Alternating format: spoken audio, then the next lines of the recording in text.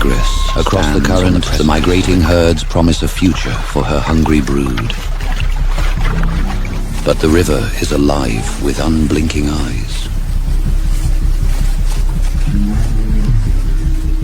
Submerged in the murky depths, the crocodiles remain perfectly still. Only their armored nostrils and unblinking eyes break the glass-like surface. The four cubs, driven by the searing heat, plunge into the cooling flow. Their small bodies swallowed by the turbid water as they paddle further from the bank. Their mother tests the silt, her movements slow, her muscles coiled with a deep-seated apprehension. She senses the shift in the water's weight and emits a low, guttural warning.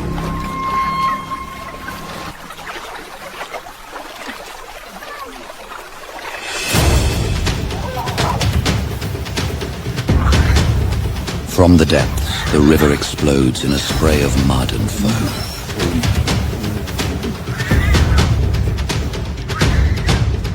The Tigress paddles frantically, the water heavy with the scent of sudden loss.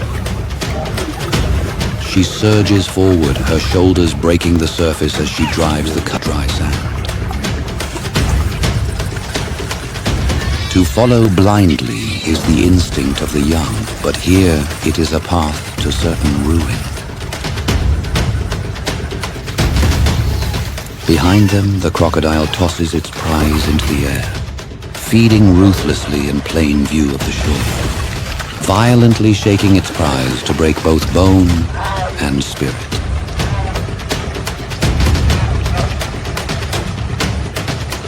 They swim with desperate, thrashing strokes toward the rising slope of the shore. She glances back, her amber eyes wide with a mother's helpless rage. She can do nothing for the lost. Her only duty now is to the living. As they nearly reach the solid ground, the second crocodile surges from the silt. It snatches a second cub right from under the mother's flank.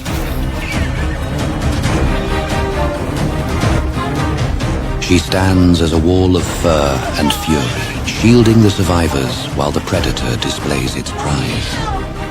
The crocodile retreats into the depths, leaving only bubbles and blood behind.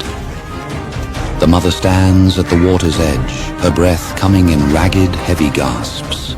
She watches with eyes full of a profound, quiet sorrow as the river claims its toll. Beside her, the two survivors huddle against her legs, trembling and exhausted. The ground finally firm beneath their paw.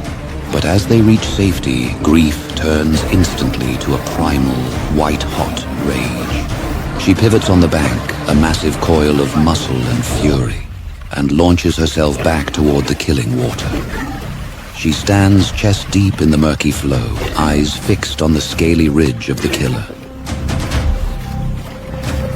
The Tigress strikes, a thunderous roar echoing off the mudbank, as her claws rake the crocodile's armored head. In this brutal exchange, she seeks no meat, only a desperate, violent vengeance for her stolen blood.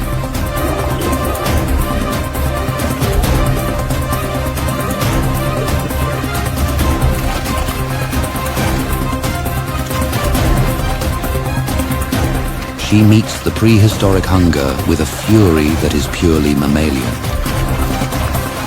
To lose this fight is to let the river win twice. She shifts her grip, seeking the few soft points in the monster's armor.